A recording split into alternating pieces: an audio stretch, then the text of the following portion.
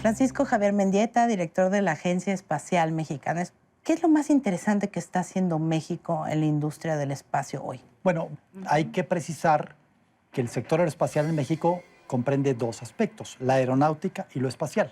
Okay. Actualmente lo dominante es la aeronáutica, tal como lo es en otros países. Aviones, formación de turbinas, ¿no? Alas, trenes de aterrizaje, aviónica, navegación y sistemas terrestres, ¿no?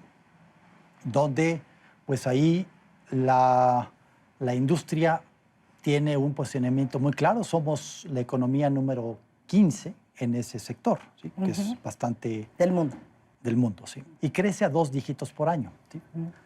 Ahora, este crecimiento acusa ya una tendencia muy clara de un modo manufacturero únicamente a un modo de investigación, desarrollo, ingeniería y diseño, que al final del día es lo que nos va a dar la competitividad en el sector, y me permito extender a otros sectores, ¿sí? Un país necesita desarrollar, necesita trascender de un modo manufactura, fabricación, mano de obra barata en este momento. Barata, exactamente, hacia un modo de innovación. Así es. Y la innovación es un resultado de una acción gubernamental materializada en un ecosistema en que se unen la industria, la academia, que provee las invenciones, los desarrollos, las investigaciones, y provee el talento humano, y por supuesto la mano conductora del gobierno federal y los gobiernos estatales. Lo que llaman ustedes la triple hélice. La triple hélice, que es gobierno, academia e industria.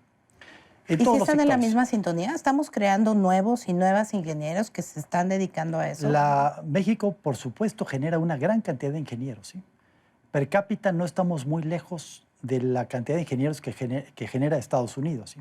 Ahora el reto es integrarlos en las labores de investigación, de desarrollo, de ingeniería y de diseño. Esta es una tarea que naturalmente tenemos que desarrollar a través de esta triple hélice y con las inversiones adecuadas en infraestructura de laboratorios, en infraestructura escolar, en adecuar nuestros programas de estudios a las demandas de la industria.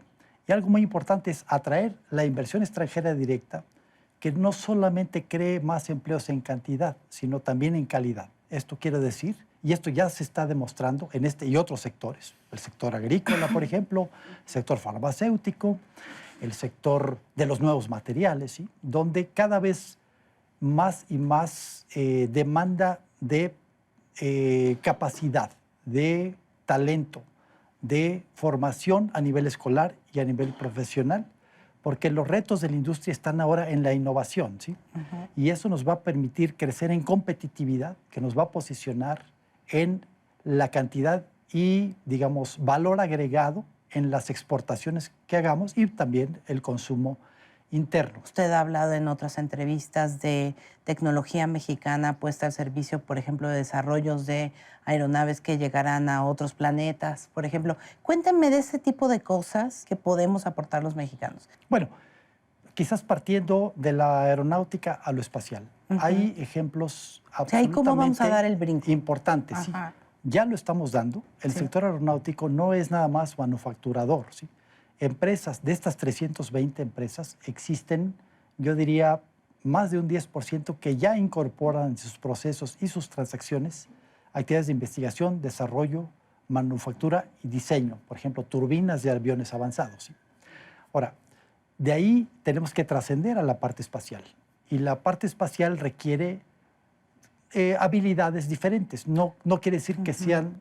¿Qué es mayor tecnología? ¿Es mayor innovación? ¿Cuáles son los retos? Es las condiciones de operación de las astronaves, a diferencia de las aeronaves, enfrentan retos muy importantes. Por ejemplo, simplemente el despegue. Necesitas desarrollar capacidades de propulsión en tierra, de navegación, de inserción en órbita. ¿Y nosotros podemos estar en la jugada de desarrollar eso? Claro, ¿Sí estamos? Que sí, claro que sí. De hecho, a nivel de grupos universitarios, tenemos, yo diría, más de una docena de grupos de investigación que trabajan sobre el desarrollo de satélites, ¿sí? Actualmente los satélites experimentan una miniaturización, ¿sí? Sí, pesaban toneladas y cada vez Ahora son más pesan chiquitos, ¿no? decenas de kilogramos, incluso kilogramos, como los famosos CubeSats, que estamos trabajando con diferentes instituciones mexicanas. Quiero hacer un paréntesis casi publicitario. Nosotros apoyamos a algunos de esos grupos con un fondo en que por cada peso que pone la Agencia Espacial Mexicana, el Consejo Nacional de Ciencia y Tecnología, el CONACYT, pone otro peso para dar un fondo en que, bajo demanda libre y con un criterio extremadamente rígido, académico y abierto y transparente, fondeamos proyectos. Tenemos ya la 4ª convocatoria. Los invito a visitar la página de la Agencia Espacial Mexicana, AEM, que son las siglas de la Agencia Espacial Mexicana, .gov.mx, y estamos fondeando ya más de 40 proyectos espaciales, que no son nada más de satélites. Fondeamos también proyectos de cohetes, proyectos de satélites de comunicaciones, proyectos de medicina espacial. ¿Y qué es lo más interesante que se está investigando en México hoy al respecto? En México tenemos investigación muy importante sobre medicina espacial. Tenemos, por ejemplo, aparte de los médicos aeroespaciales que también tienen esta expertise espacial, tenemos, por ejemplo, los grupos que trabajan enfermería espacial, los grupos que trabajan efectos de la gravedad sobre el cuerpo humano, sobre la cuestión vestibular, la visión.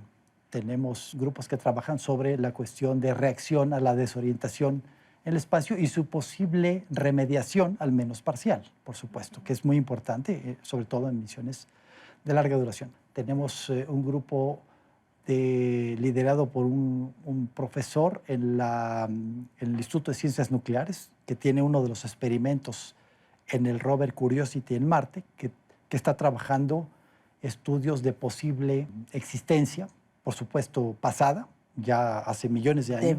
De vida bacteriana, por supuesto, primitiva, extremadamente simple, que hoy sería fósil, ¿sí? Usted ha hablado mucho de cómo es muy redituable invertir en el espacio o en la investigación espacial, y ha dado datos que me parecen muy claros por cada peso que se invierte en cómo percibimos el mundo, cómo vemos el mundo, el monitoreo terrestre. Se ganan $2, 1 por $2, y en tecnología GPS hasta 20. ¿Estamos invirtiendo lo suficiente en México? Bueno, es un tema interesante y por eso los países desarrollados invierten muchísimo más que nosotros, pero sí, muchísimo más que nosotros. Claro, pero eso es en todas las tecnologías avanzadas. Todo incluso ni siquiera los tan desarrollados. La Agencia Espacial Brasileña invierte muchísimo dinero en la suya, la Argentina. Claro, Brasil y Argentina tienen agencias que tienen ya décadas de existencia. Y la Agencia Espacial Mexicana, pues estamos prácticamente en el inicio. Los presupuestos que tenemos ¿Como pues, 5 millones de dólares? Aproximadamente, son iniciales, pero nosotros los multiplicamos. El ejemplo que le puse del fondo sectorial con el CONACYT. Aparte, nosotros somos sujetos de apoyo de otras convocatorias, ¿sí? Hemos recibido recursos de los fondos mixtos que tienen los estados de la República con el CONACYT. Y hemos recibido al menos fondos importantes del orden de magnitud del que tenemos de recursos federales, que es lo que tienen que hacer todas las entidades, ¿sí? No debemos depender únicamente del presupuesto federal, tenemos que buscar alternativas. Prácticamente la mayor parte de las misiones internacionales que hace la Agencia Espacial Mexicana son apoyadas total o parcialmente por Naciones Unidas, por la OCDE, por las agencias espaciales o por los gobiernos, ¿sí? Entonces es una manera de procurarse recursos adicionales.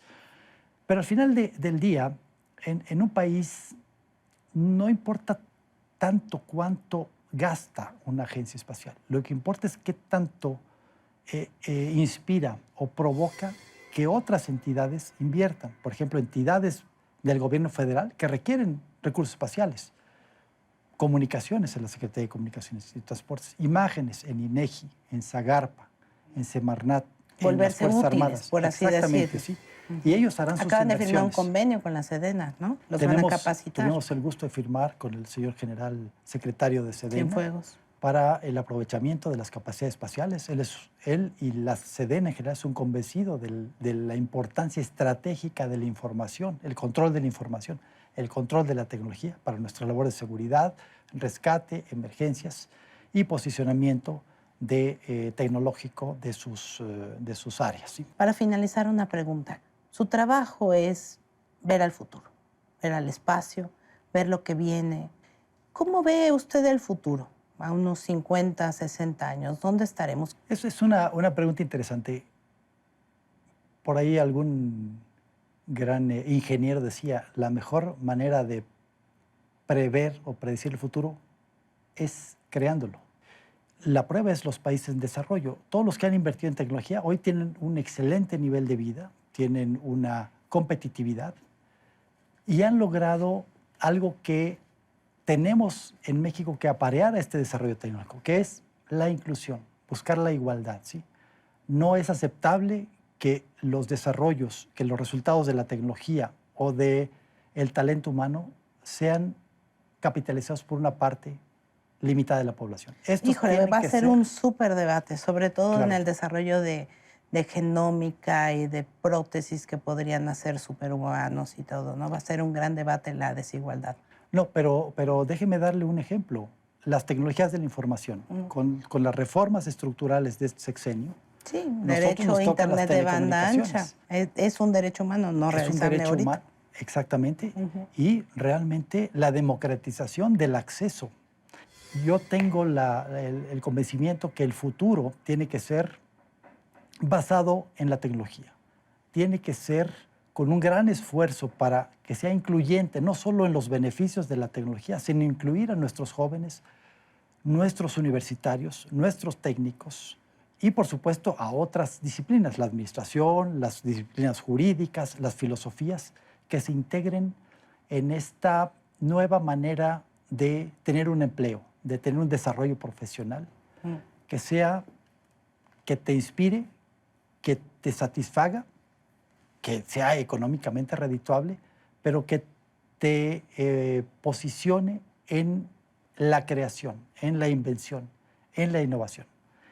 La inteligencia de tu gente, la inteligencia colectiva, trabajar en red de manera coordinada, de manera, digamos, en conjunto para lograr un fin que es llevar a México a su máximo potencial en la explotación de su talento y su imaginación. Pues ojalá así sea. Muchas gracias por venir. Gracias. Muchas gracias. Ustedes no se vayan, además de esta entrevista con el doctor Mendieta, y como siempre los esperamos en Facebook y en Twitter.